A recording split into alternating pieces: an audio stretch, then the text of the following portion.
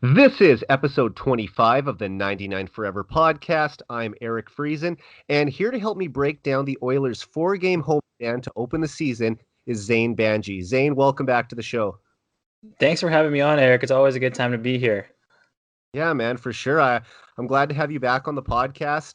The last time I had you on was back in July, just before the Oilers' playoff series against the Blackhawks, and 5 months later, the Oilers finally returned to action last week. So before we dive into any specifics, just how glad are you to have Oilers hockey back on your TV? Well, first off, Eric, I don't really remember that podcast. I don't remember that entire series. Actually, I like to forget about it. So, maybe we can forget about that and not not ever Yeah, kind no of kidding. circle back to that. You, Shane, and Kirk and I were all fairly confident they were going to beat the Blackhawks, so we kind of had to eat our own words there. But yeah, I talked about this on a previous episode, but I don't think that one four-game disappointing series in August takes away from all the progress that the Oilers made during the regular season last year. Totally. Yeah, not at all. I don't think that kind of speaks volumes or it really attests to what the Oilers accomplished last year, for sure. I think that the Edmonton Oilers definitely took some positive strides in the right direction last year. However, that playing series was anybody's for the taking, honestly. As soon as you kind of create an opportunity for the 12th seeds to really push their way in and kind of give them a little bit of an opportunity to sneak into the playoffs, you got to kind of understand that it's up for grabs. It's up for anybody's taking. And Edmonton just unfortunately, just like Pittsburgh, just like Toronto, got caught on the short side of things there too. But Yeah. nonetheless, I'm super excited to have hockey back. It's been a tough first four games as an Oilers fan, I must say. However, it's been quite Yeah. entertaining to be an NHL fan. There's a lot going on, a lot to keep tabs on, especially with game postponements and cancellations, and with all these new unfit to play disclosures and kind of keeping all the players' safety and injuries kind of it's been definitely quite interesting. And as a fantasy manager, it's quite difficult. Okay, so However, you gotta keep an eye on the rest of the league then. exactly. Yeah, I'm kind of trying to watch as many games as I can here, virtually, in between marking some of my students' work. So, All right. Who was your first pick in fantasy this year? so here's the embarrassing thing. I'm actually in two pools. Okay. I'm actually in two basketball pools and two hockey pools. My All right. first pick Give in me your one. first. Give me your first pick for all the pools then. Okay.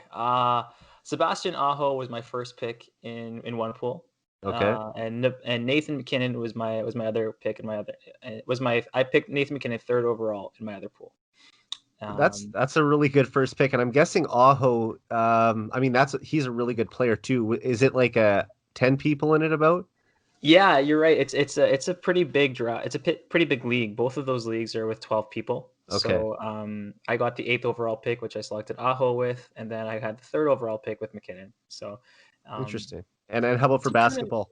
for basketball, I was lucky in the league that I manage. I somehow raked out the first overall pick, so I got quite In lucky with both? the no, in just one. Okay. I got Giannis. I got Giannis Oh well, Antetokounmpo first not a overall. not a bad choice. No, not a bad choice at all. And the other league, I think I had like the seventh or eighth pick, and so I had a back to back. So I picked Kyrie Irving and Andre Drummond. So Okay.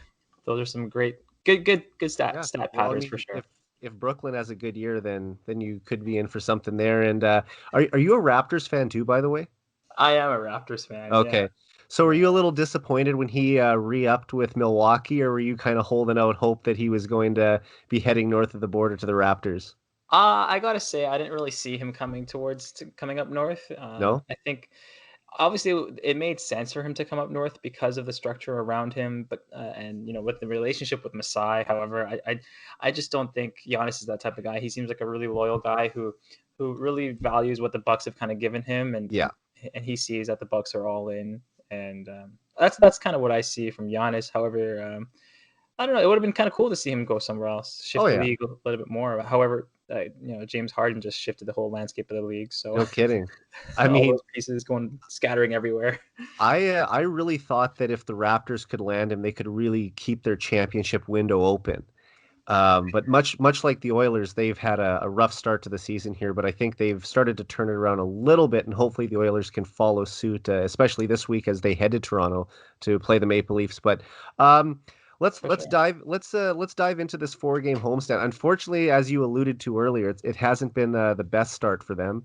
And oh, by the way, good luck in all 4 of your pools this year. But Thanks, but Eric. yeah, I look at last year, and I don't know if you remember, but the Oilers started 5-0-0 last year, and in each 5 games they trailed and came back to win, becoming the first team in NHL history to do so. This year, not as great of a start as they sit 1-3-0 after 4 games, and all 4 games at home. So a really disappointing homestand to open the year. Let's just kick off with the first game, which took place on January 13th, which was also Connor McDavid's 24th birthday. Zane, I don't know about you, but my favorite part of that night was the Joey Moss tribute before the game, and I was gonna enjoy the tribute no matter what, but unfortunately the Oilers didn't live up to the expectations of the fans on night one. It looked like they still had a lot of rust to shake off. But I'll just get your thoughts. What did you think of the tribute that the Oilers gave to their legendary longtime locker room attendant? Totally. I think they did a great job, and I think they hit the hammer on the nail with just kind of giving the proper tribute and the proper send off to Joey Moss. There, I think Joey's been a staple of the Edmonton community, having seen him at so many different events. Um, you know, Joey is synonymous with the Edmonton Oilers, and it's going to feel weird not having him, not seeing the camera pan to him during the Canadian national anthem each game. And I think the organization did a great job in commemorating his contributions to both the Edmonton Oilers and the Edmonton football team.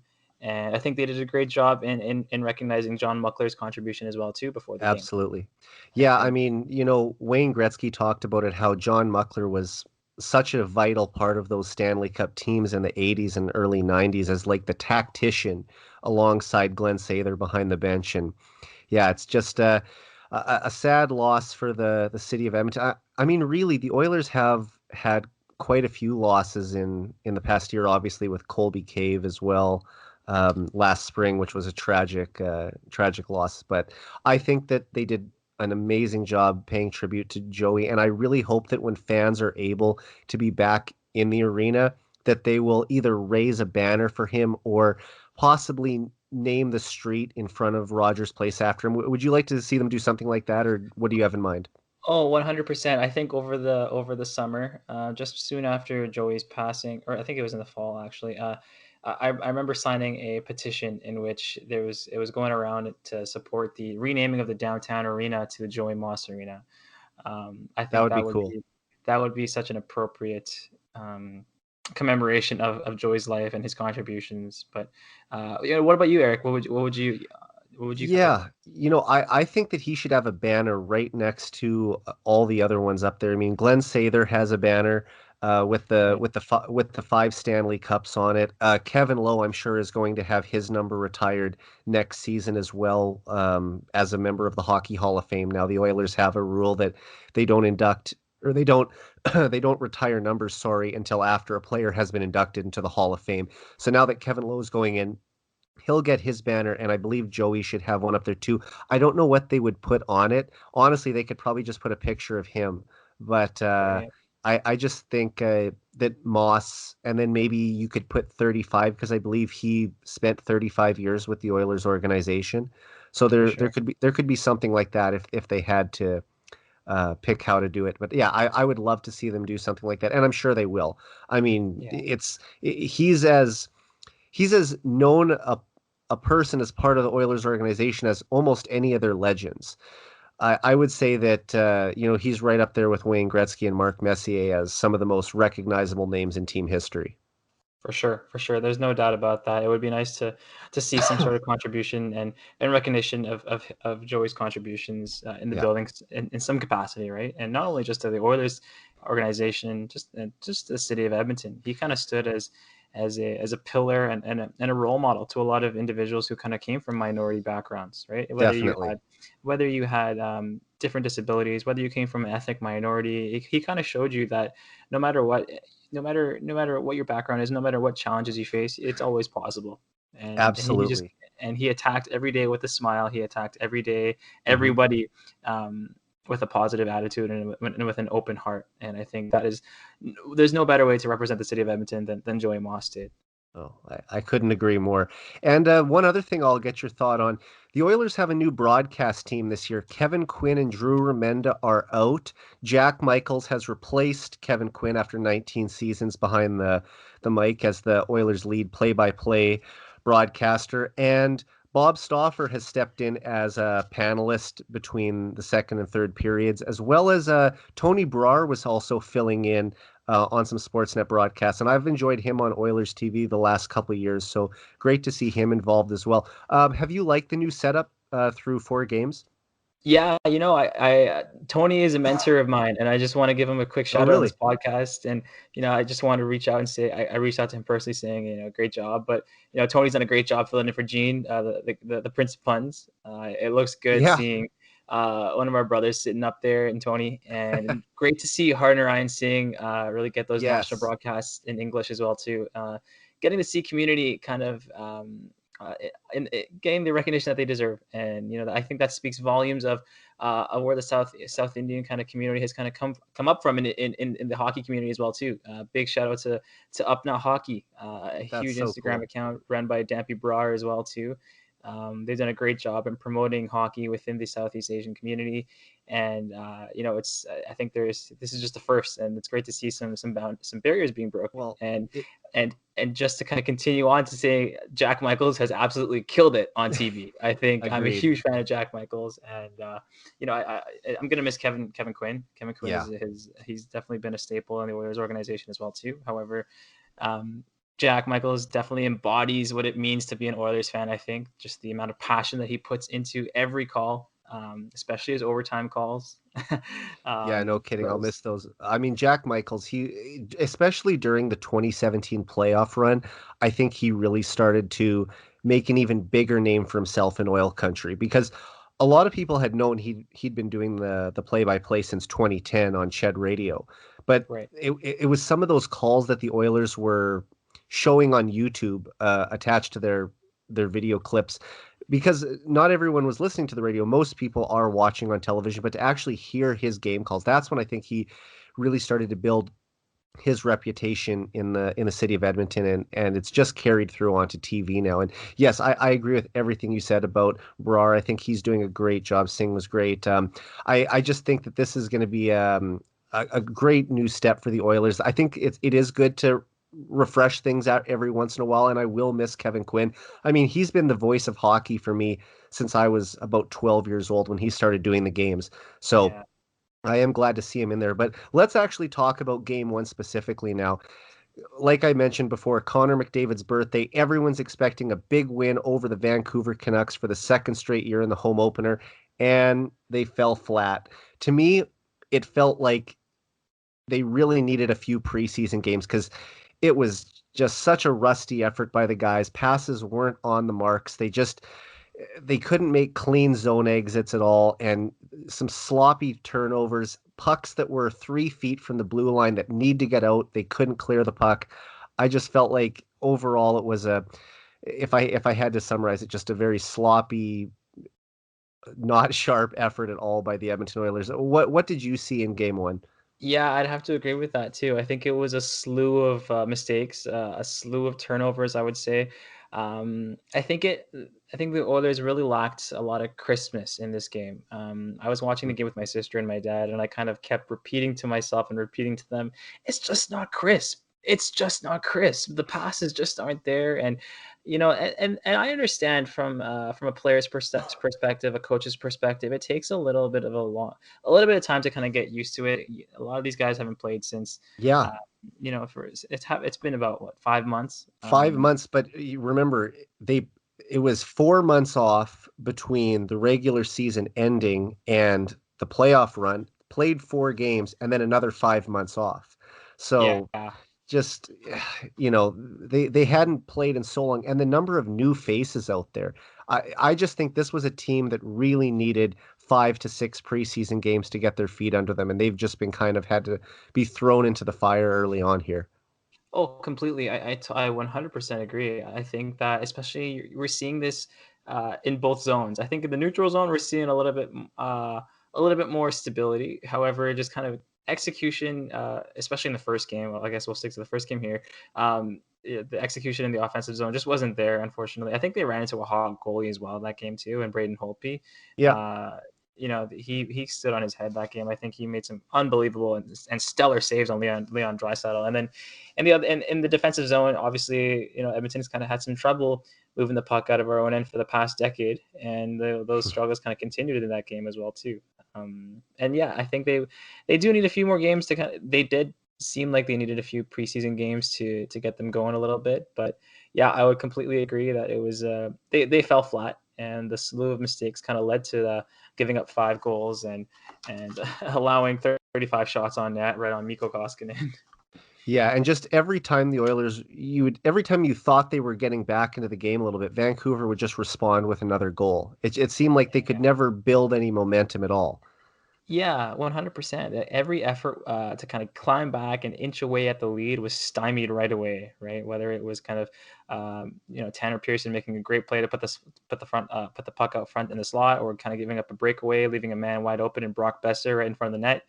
Just those small cues that just weren't read, that are usually read midseason, but they just weren't ready, I would say. No, and they even scored 2 goals in the third period to make it closer. But once again, then they give up a late goal when they're down by 1, and that just sunk them at that point when Brock Besser buried that last one. It just you knew it wasn't their night. But I felt that would be a motivator and that they would come back the next game much stronger, and absolutely they did. Zane, I'll just let you take it away. This game actually happened on my birthday. The game Oh no way. after, yeah. So I was granted a pretty nice birthday wish for the 3rd straight year the Oilers won on my birthday, and last year I was actually in Rogers Place to watch them beat the Nashville Predators live. This one was Nice. also, even though this one was back in front of my TV on the couch, it was just as sweet to see Connor McDavid score his 7th career NHL hat trick and lead the Oilers to a convincing 5-2 win. This game is going to be a lot more fun to talk about, and of the 4 that we're going to break down, it's definitely the one that we'll probably be able to spend the most amount of time talking positively on anyway. So I'll let you take it from there. What was the standout moments from you that night, other than of course Connor that I alluded to? But go ahead. Yeah, I think the attention to detail was just there amongst all the players. I think they were all frustrated in playing Braden Holtby the night before, and I think there was just that inability to execute and kind of bear down in front of the net and put those pucks home. I think their ability to do that this game was demonstrated by Connor McDavid's hat-trick goal, by him just kind of sticking with it, even though he got stymied as he dangled his way through the defense and almost deked out Braden Holtby. He got stopped on the initial shot, but banged home his rebound and tapped it in for the hat-trick goal. And I think that's just pretty much how the whole night went for the Oilers. They bared down. They were able to kind of put pucks in, get pucks in behind the defense, work their cycle play, and I think they did a great job just out of all 4 games. I think this was their best game, and putting pucks on net and creating traffic in front. I think they did a good job of that too. You'll see that on Nugent's first goal on the power play. Mm-hmm. That little scramble in front and him just tapping it home. I think creating chaos in front of the goalie has definitely did them well in this game. And you would like to see that a little bit more in the other 3 games, but yeah, I think that was the positive, and I think that's the reason why they won that game. I wouldn't say defensively they were sound. There were still a little bit of mishaps there. They gave up 40 shots on net, which is unacceptable in any league. Yeah. But yeah, so I guess Eric, what else would you say was a positive aside from them bearing down and creating opportunities? You know what? I really liked how Draisaitl asserted himself that game, picking up 4 assists very quietly. And I think the only reason it was a quiet 4 assists is because Connor was just the star of the show that night with 3 goals and 1 assist. But at the end of the night, you look at the tallies, and he was in on the first 4 Oiler goals and just made such an impact every shift. And it looked like he was, I mean, it is mid-season typically at this time of year, but it looked like he was in mid-season form.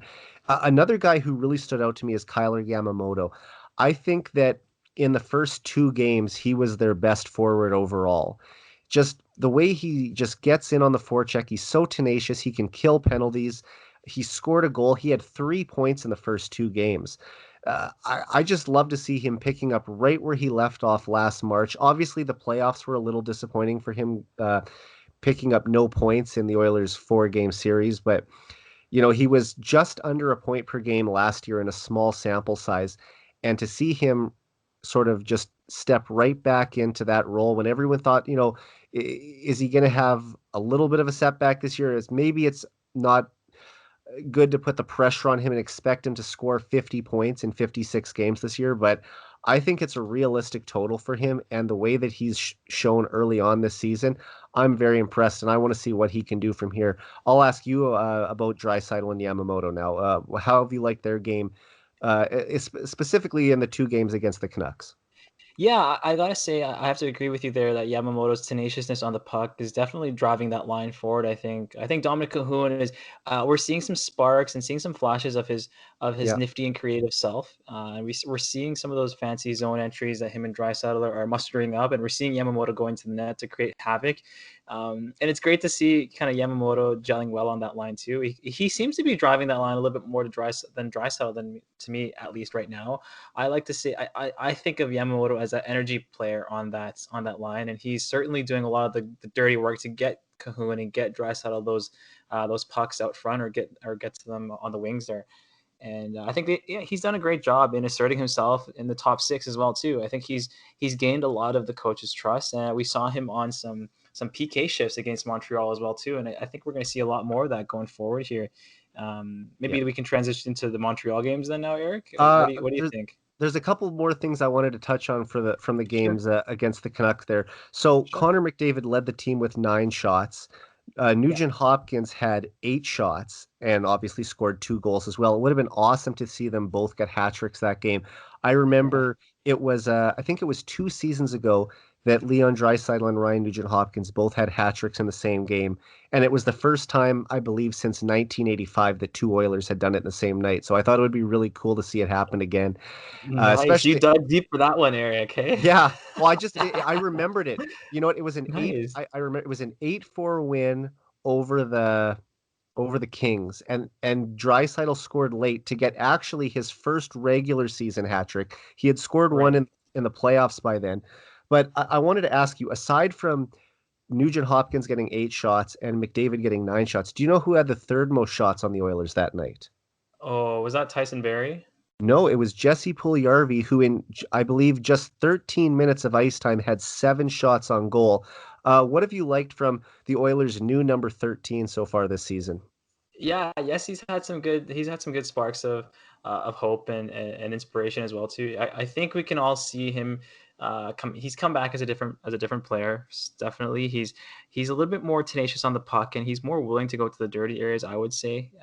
Now I think initially when he was a youngster in the league in his first stint in Edmonton, he was kind of afraid to go into those dirty areas and really pry the puck away from the opposition. I thought he's been a little bit more tenacious on the forecheck, just like Yamamoto. I think each line on the Oilers needs a bit of an energy guy, and I think Puljujärvi definitely is that energy guy on that third line, and he's done a lot better defensively as well too.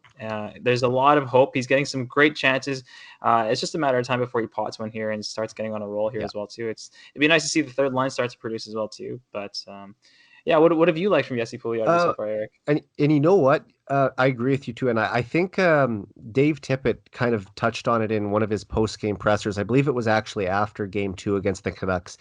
He basically said that, Jesse, he's really liked the way he's played so far, and he feels like eventually one's going to go in the net for him. But that's really encouraging to hear that the coach likes this new player, because he hasn't had really any time to work with him at all other than the past 2 weeks.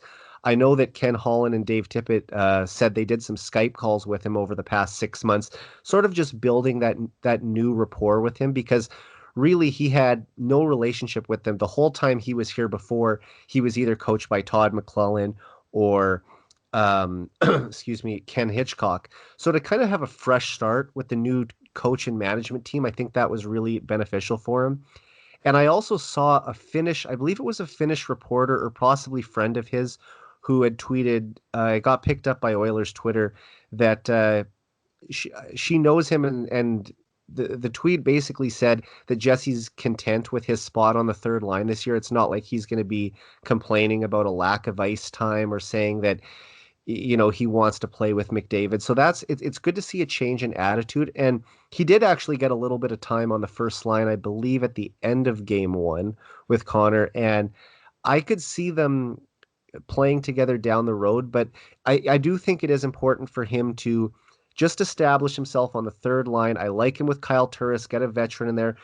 Even Tyler Ennis before he missed game two. I thought that would be another skilled guy for him to play with because Jesse really has had a tough go when it comes to line mates. I mean, he was stapled to Lucic for a while there, and at that stage of his career, he wasn't going to do anything to benefit Puljujarvi's game. So I'm just glad to see that he's back in Edmonton, and he hasn't contributed offensively yet, but he's generating chances. And even in the game, we'll talk about Connor's specific goals. Jesse had a nice rush up ice and took a shot on net with 2.5 seconds left as he came over the blue line, which set up an offensive zone faceoff. And that faceoff led to McDavid's first goal of the night and gave the Oilers a 2-0 lead going into the first period when he scored with, what was it, 0.7 seconds left?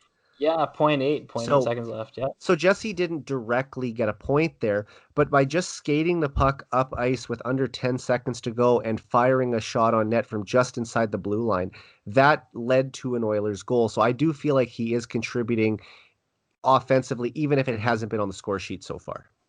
For sure. Yeah. However, I think it's important to kind of look at it from a kind of objective stance as well too, and realize that okay, yes, he's producing all these opportunities, but we need to start seeing some production now too from him, right? Yeah, From a guy who kind of took over the Finnish league and was producing over there. It's time. It's kind of time. I mean, he's had 4 games to kind of adjust to get back on to get the skates right under him as well too. And I think it's only a matter of time before we start seeing him pot some offense. But yeah, I'd definitely like to see a little bit more from his line mates as well too, and Kyle Turris to maybe generate some more offensive stability and cycle zone time as well. Because I feel like every time the third line's out there, they gain the zone, and it's more of like, okay, let's get some zone time here. Well, let's dump it in and then get off and let Connor and Draisaitl go to work. And that's sure. just my personal feeling on what I think the third line has been doing up to this point. But Yeah. um, And you yeah, look, if it was a full 82 game schedule, I would like to think that Puljujarvi would be somewhere in the 16 to 18 goal range. I don't know if he would have hit 20, but I feel like he'd be getting closer to that. In a 56 game season, though, we have to realize it's a shorter schedule. There isn't that sort of time to get up to pace playing a bunch of preseason games, which he likely would have played in all of them, as opposed to the veterans who usually only play half. oh for sure. What's your sort of what goal total would you like to hit this year? Do you think 12 is a realistic number in 56 games for him? I think 12 is definitely attainable. I like to err on the side of caution, so I'm gonna say I think 10 is gonna be where he's gonna be at by the end of this year. Okay.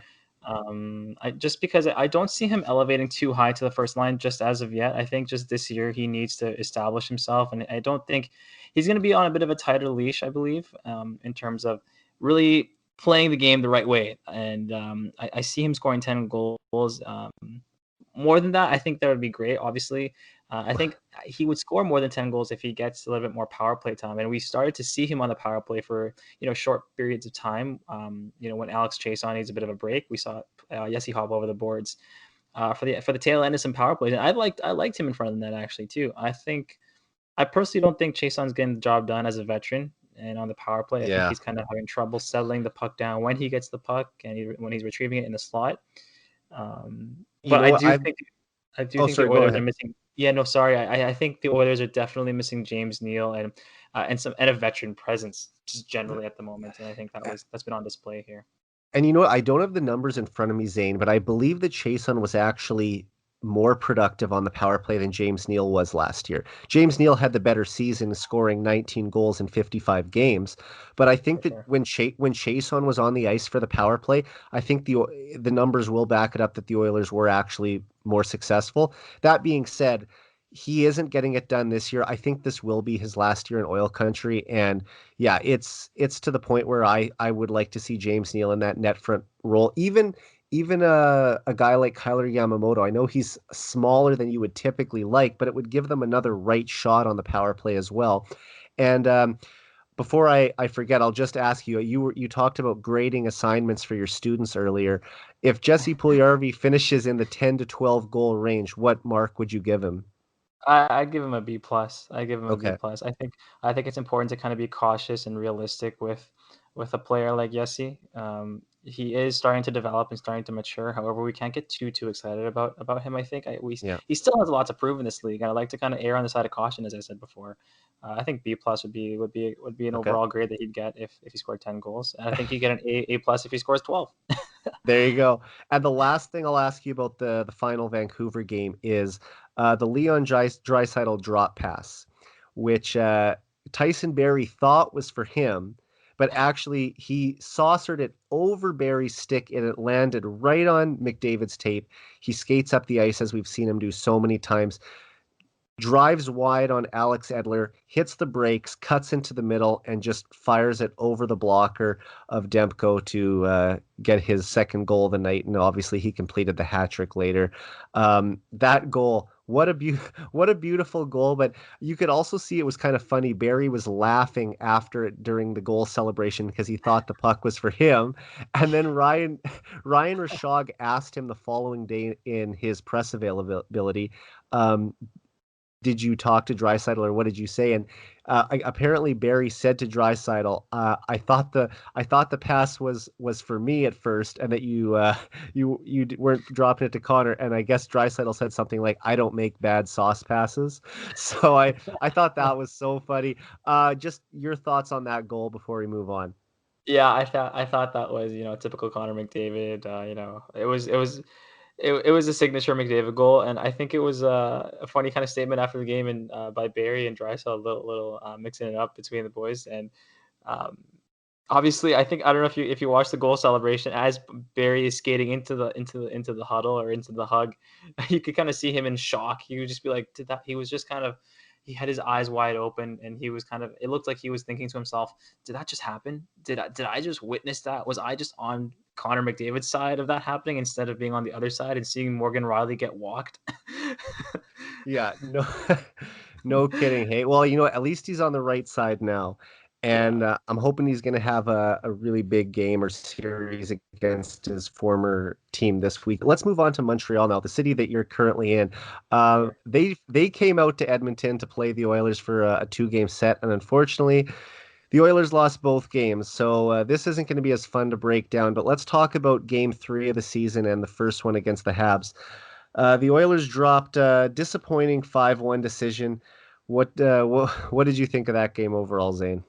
There's not too much to like from this game. I think it was quite frustrating to watch on my part for sure.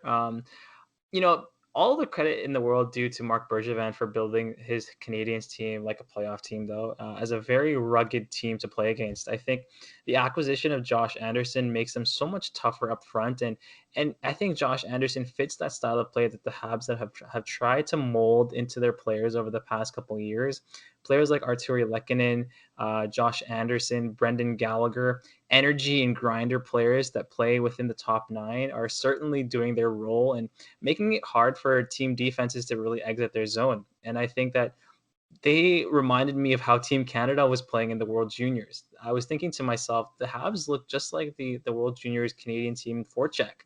They were relentless on the puck, and they just didn't let the Oilers D get out of their own zone. And I got to say that the top four D men on the Habs as well did an excellent job at at keeping Edmonton to the outside and not letting them get any opportunities from the inside slot, especially on the power play. I think those monsters and beasts on the back, and Shea Weber, Ben Sherrod, Joel Edmondson, they've done a great job of keeping the opponents to the outside and being really tough to play against. I think Kyler Yamamoto did a great job trying to get to them. However, his size just didn't work out in a lot of those forechecking opportunities, and I think Edmonton's lack of size was exposed in this 2 game series, and I got to say that overall the team defense was quite shaky, and I think just all the credit in the world to Montreal and how they played. Though they played their brand of hockey, which is to play a big man's game and keep their opponents to the outside. And I think they did a great job at doing that. Eric, what did you see out of Ah, this out well, of this game actually? to to me, they won the goaltending battle, and that's what won them the game. Like Koskinen, for the second time this year, allowed 5 goals. And if you look at the shots on goal, Montreal had 36, Edmonton had 35. So, like you said, they were keeping a lot of the chances to the outside, but the Oilers still had a bunch of chances. I know Leon Draisaitl had a point blank opportunity where he was just robbed by Price and kind of looked upward. Just, I can't believe that didn't go in on a one timer. McDavid was robbed on a breakaway. I mean, what can you say? Like he's the best goalie in the world to some people still. He definitely is the best goalie of his generation, I would say. And just Oh, 100%. unfortunately for the Oilers, they ran into him, and they've had his number throughout his career. If you look at it, Price's numbers against the Oilers are the worst of any team in the NHL. So normally the Oilers have done well against Carey Price throughout his career, but just on this night, he was dialed in, and they couldn't beat him until late in the game. And just yeah, they led in the faceoff circle. They won 60% of the draws. They actually had more offensive zone time and more puck possession time than the Habs did in that game. But the Habs scored 5 goals and the Oilers scored one, and that was the difference. Mikko Koskinen couldn't make the saves, and Carey Price did. They finally got one with 7 minutes left in the game to break the shutout by Slater Cuckoo, of all people. And I got to say, for a guy who came in on a PTO and earned a contract, he's been, to me, maybe one of the Oilers' best defensemen through the first 4 games this year, and scored a goal for his efforts on Saturday night. And just I thought that he was one of the standout players in an otherwise disappointing night. Oh, I wholeheartedly agree. I think Slater Cuckoo's done a great job in securing himself and beating out Chris Russell, I think, for that third pairing spot. I thought it was great to see him get rewarded with a goal there, actually, towards the end, and him being the one beat Carey Price was definitely a bit of a kick to the nuts on Price's part, I think. Well, um, yeah, go ahead. go ahead. No. So he's been playing great so far. And I forgot to acknowledge that, but I forgot to acknowledge how well Price played in that game too. Definitely goes without saying. Out of he's stopping 34, 35 shots, it's certainly no easy feat. And I think the Oilers did run into a hot goalie, unfortunately, on that night. But still, I think they made too many defensive errors that night that really cost them the game. I think letting Thomas Tatar walk in on a breakaway was just super unfortunate. Bad reads at the blue end that kind of led to that. Allowing kind of point shots get through Koskinen was very difficult to watch. I'm one of those guys in this kind of goaltending fiasco that the Edmonton Oilers are currently experiencing. I'm a little bit wary of how exhausted Mikko Koskinen is going to get here really Yeah. quickly. In his first season with Edmonton, he showed a lot of promise when he was splitting the net with Cam Talbot. But as soon as he started to take on that number one role when the Oilers traded away Talbot, his play started to decrease as he played more. And I'm starting to worry that we're starting to see that creep back into his game, in which, David Tippett had a great rhythm that he had between Mike Smith and Mikko Koskinen last year, especially for the first half of the season where they would just play 2 games each, and he'd ride with the hot hand. However, Koskinen is not really getting that challenge, not really getting that push, and not getting that rest, I think. And being the older goaltender that he is, I think he might burn out a little bit faster. And Yep. it's going to be interesting to see what the Oilers do here with their goaltending and getting on. It's unfortunate how they've missed out on a few opportunities on the waiver wire, in the likes of Eric Comrie and Aaron Dell, and losing Anton Forsberg to the Hurricanes. But Oh, yeah, it's been a bit of a yeah. They crap show on that waiver wire. they picked up a depth goalie from the Kings who is on his way up apparently to Edmonton. So yeah, I guess the reinforcements are coming, but with quarantine, he won't be able to play for a couple weeks anyway. And like you said, Koskinen, that was a good observation. He ever since he took the starting role, I mean, he does have a winning record in his time in Edmonton. Let's not ignore that. He's won more Totally. games than he's lost. And it's weird that a lot of people don't see him as a starting goalie or a legitimate starting goalie, because there are outings like we've seen early on this year where he lets in 5 goals, but really he had a 917 save percentage last year. The guy was a quality NHL goaltender. I mean, anything over 9.2 is elite, right? So Right. he was hovering around that. And I'm with you on what you said, Zane. Like, some of the quality does come out of his game the more he plays. And that's why I think they have to have a really solid backup who can take off some of the pressure. You might see some goalies around the league who want to play 60 games and their backup plays 22 in a normal calendar year. For Koskinen, I think he's a guy who might even benefit from playing 50 games if you could have a backup who could play 32 or even maybe a little over 50 and just under 30 for the backup, but somewhere around that is I think the sweet spot for him. And he's just, like you said, a little bit of an older goalie. He played almost a decade in Russia. Coming over now to the NHL, it's taken him a while to even just get used to the size of the rink and the way the puck comes off the boards at different angles. I just I think he can be a quality NHL goaltender for another couple of years until the Oilers maybe have a internal solution to replace him. But they do need to have a good backup, and that's why I thought with Mike Smith out for the next couple of weeks that a guy like Aaron Dell would have been such a good pickup if they could have claimed him. Unfortunately, the Devils got in there and took him. But yeah, it's just that was what won Montreal the game. Koskinen was shaky at best that night, and Carey Price was in fine form. Yeah. Let's go on. Oh, sorry. Go ahead. Yeah, no, I just wanted to point out that the Oilers, I guess this serves as a transition to the second game too, but Yeah, this goes as a testament to the Canadiens' defense, and they held the number one ranked power play over a 2 game span to an 0 for 10 rating on the power play over these 2 games, yeah, and I think heading into this and game, into the second game against the Montreal Canadiens, the Oilers going 0 for 7 on the power play certainly was a bit of a kick in the uh, nuts on the that Edmonton side of things. that is why the Oilers are not sitting at 500 right now. You give a team that had the best power play in over 40 years last season 7 opportunities, a power play that features two former scoring champions and two MVPs. It's baffling to me that in 7 opportunities, and if you remember, Zane, there were 3 penalties in a row. They had back-to-back 5-on-3 advantages for about 20 seconds, and Yes. even with all that time, they could not beat Jake Allen.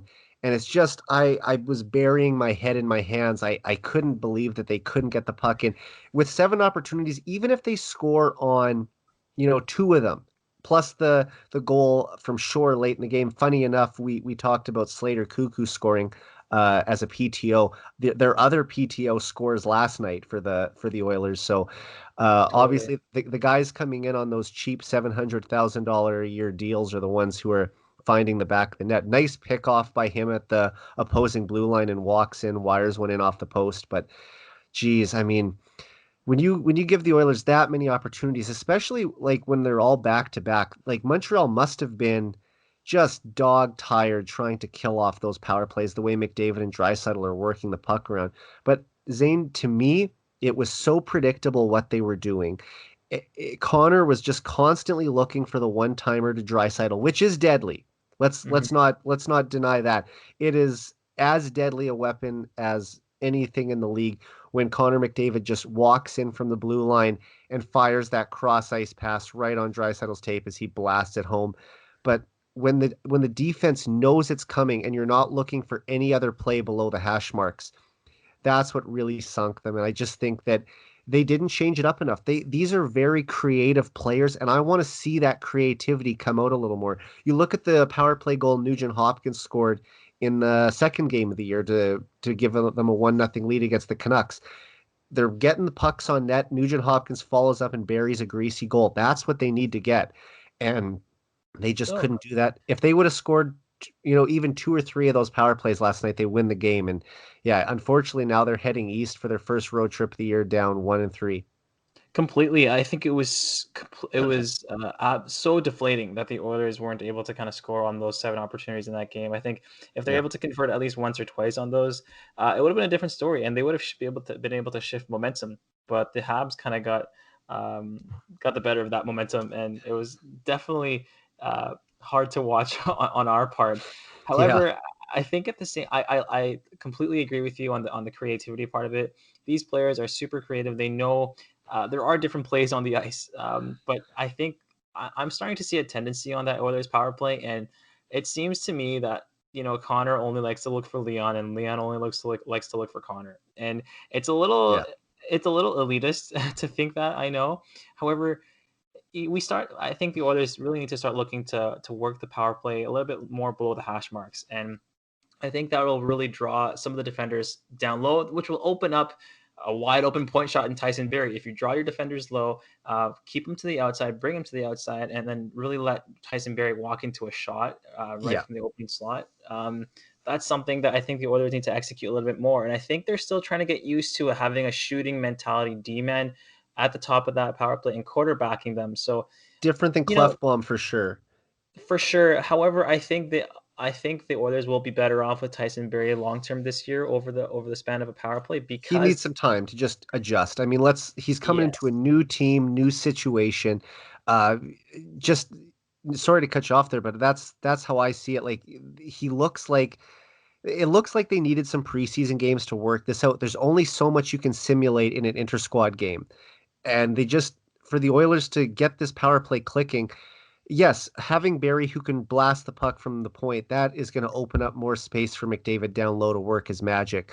But right now, like he's missing the mark on a lot of those slappers. He's been sending pucks over the net. You got to hit the yeah, target and follow up with some rebounds, and that's something that they haven't done yet. So yeah. really want to see them kind of improve in that area. Yeah, and I think that I'm kind of getting a little bit of I'm getting some shades of Ales Hemsky and the way that Hemsky used to work the puck with Peter Sikora and Sean Horkoff on the old Oilers power play, and we would sit in the stands or sit behind our TVs and just be yelling at Hemsky to shoot the puck. Yeah. And I found myself doing the Oh. exact same thing with Connor and Leon last or the other night, and they just wouldn't shoot the puck. It seemed like they were trying to pass the puck into the net, Man, and Hemsky always wanted to do that or dangle just to the very last moment, you know? yeah, yeah, and I was kinda getting, some PTSD from that, I unfortunately. on a side note, I always felt that Hemsky had the potential to be a 30 goal, 90-point guy if he would have been healthy. Totally, Unfortunately, they never got him a really skilled line mate to play with. I mean, when he played with Horkoff and Smith, that was probably the best line he ever had, and those guys are quality NHL players. I mean, Smith is a gritty guy who goes to the net and can score 30, but yeah, they never got him like an elite shooter to play with. And aside from that, like he had a great shot too. He could pick corners. Might not have been the hardest shot, but deadly accurate. Just like you said, always wanted to either pass the puck into the net or dangle to the very last second. So, yeah, I can see what you're saying with that comparison.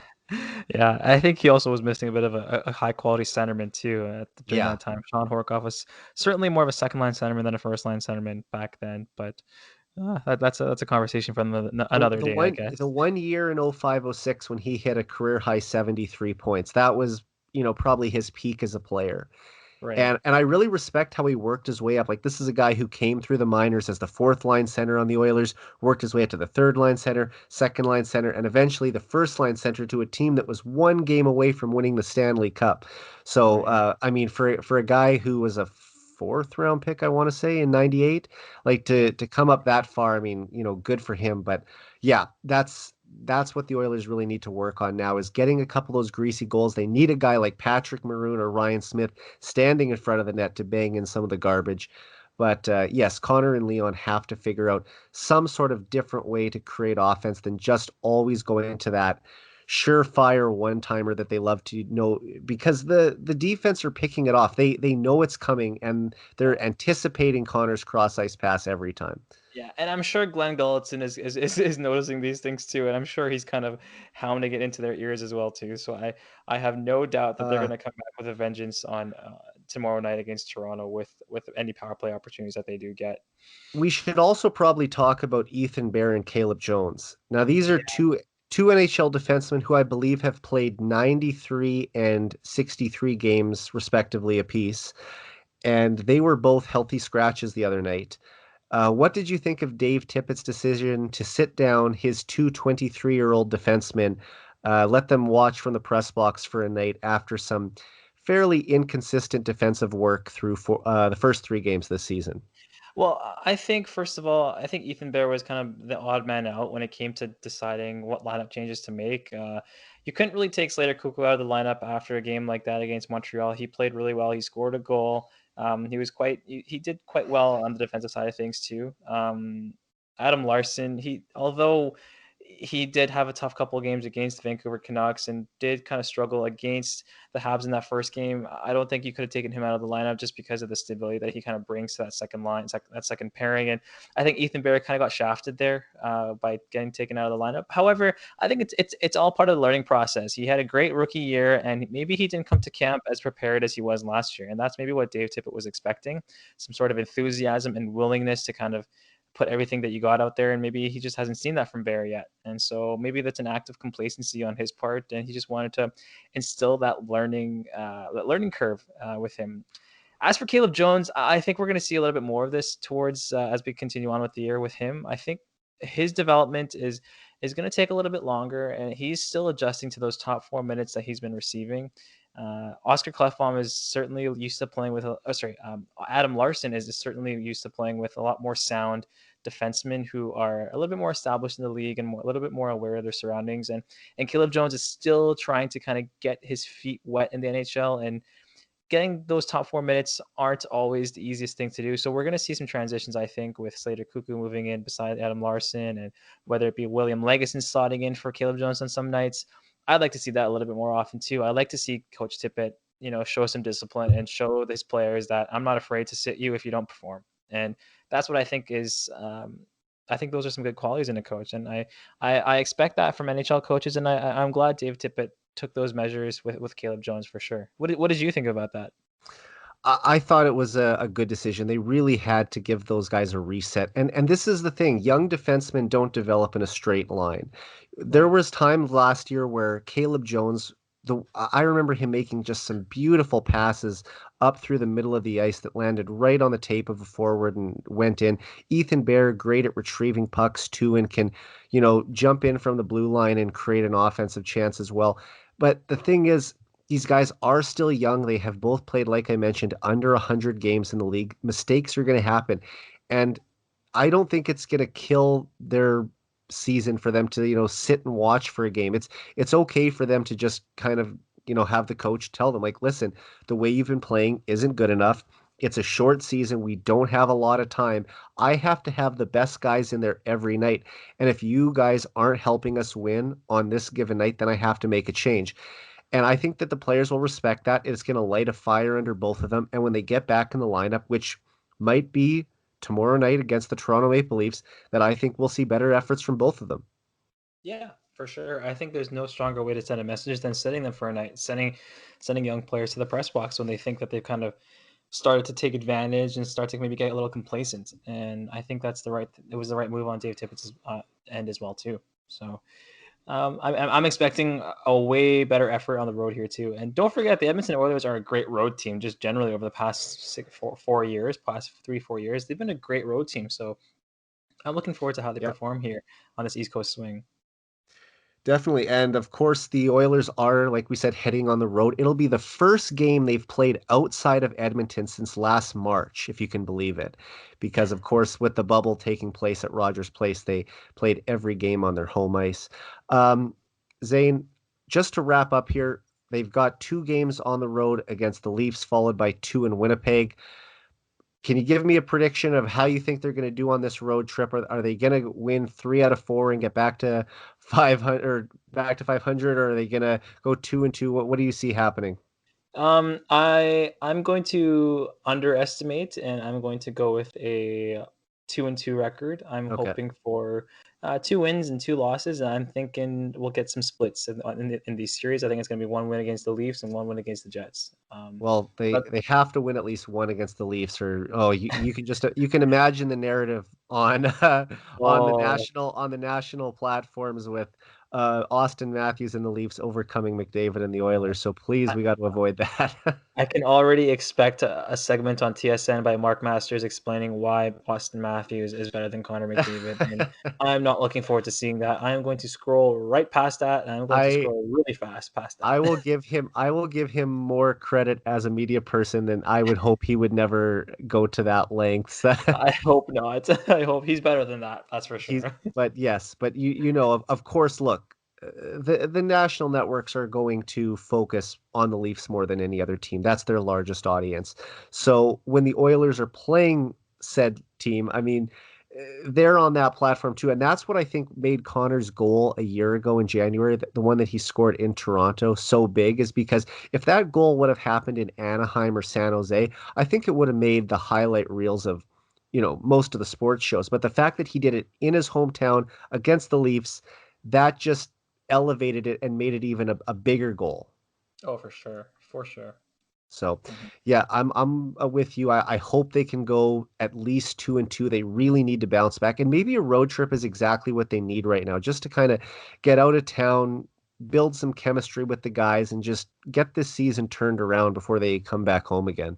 Yeah, I'm looking forward to James Neal hopefully coming back too, or getting some sort of veteran presence back in the lineup. I think that the Oilers are having a tough time coming back from leads right now, and I think they're missing some sort of veteran voice on the bench right now, whether it be Mike Smith or whether it be James Neal, kind of encouraging the guys to just keep pushing away or just keeping it light, right? Yeah, I think that's and going to be huge going And forward here. Tippett did say that he did say that James Neal was going to travel with the team, but Right. it's not confirmed whether or not he will play on this road trip. Hopefully, though, he'll be back. And I thought he looked really good in the playoffs. By the way, after some people being concerned about his skating a little bit during the season. I mean, despite scoring 19 goals in 55 games, there were a lot of games where he did look maybe a step below his line mates. But yeah, I thought that he was way up to speed and forechecking great with Chason and Kara on that fourth line in the playoffs. Yeah, and one thing maybe before we wrap up, I think Devin Shore has solidified himself as our fourth line centerman, to be Yeah. honest. I think he's certainly made a case for that. It kind of sucks to see Jujar I kind of get pushed out there I too. love Jujar. It's Yeah, just I just want him to be the player he was 2 seasons ago when he had 11 goals and when yeah. he was I mean he can still stand up for his teammates. He doesn't bring the physical presence that he has the ability to every night. And if he would do that and chip in a little more offense, he could probably play another 5 years in the league if he was able to do that. Oh, totally. Yeah, But I hope for the best with Jujar wherever that may carry him. I do see him maybe being used as trade bait or maybe I think getting he's a fresh start next season, probably for yeah sure. But yeah, or even just a waiver claim here to kind of bring in a younger guy for some more youth into the lineup here. But who yeah, knows? Who knows but going forward here? but for a guy who spent 9 years in the organization since he was drafted in 2012, I believe the only player who's been with the Oilers longer is Ryan Nugent Hopkins. Yes. Now Clefbaum did debut in the NHL before Jujar did, but if we're talking about actual time as Oilers property, Jujar's second longest right now, which is kind of crazy to think about, isn't it? Yeah, totally. I think he was drafted in the same draft as Taylor Hall, if I'm not mistaken. I think he was 2012 he was. 2012, He's sorry. a Yes. 94 born. So, Right. yeah. But, good for him. Love the guy. But yeah, if he can have a bounce back this year, that'd be great too. Zane, I want to thank you so much for joining me on the podcast tonight. Where Mhm. can people follow you? You can follow me on Twitter at Zain Bhanji, ZainBhanji. You can find me on Twitter. You can find me on Instagram at that same tag as well. And Eric, thank you so much for having me on the show again. It's always a pleasure chatting hockey with you, and I'm really hoping for a better showing here for the Edmonton Oilers going forward here. Definitely. So please, everyone, go give Zane a follow. And also, I should mention, I have a new Twitter account for my podcast, so you can follow it at 99FVR podcast. So please follow Zane and the new show's podcast. And yeah, it's always great talking hockey with you too, man. I hope that you'll come back at some point during the season. Yeah, that'd be great. I'm looking forward to it. Awesome. And hopefully by the next time we talk, we'll have a couple more wins to talk about. That would be nice. That's for sure. All right, my friend. Have a good night. You too, Eric. Take care. So for Zain Bhanji, I'm Eric Friesen. This has been the 99 Forever podcast. We're out.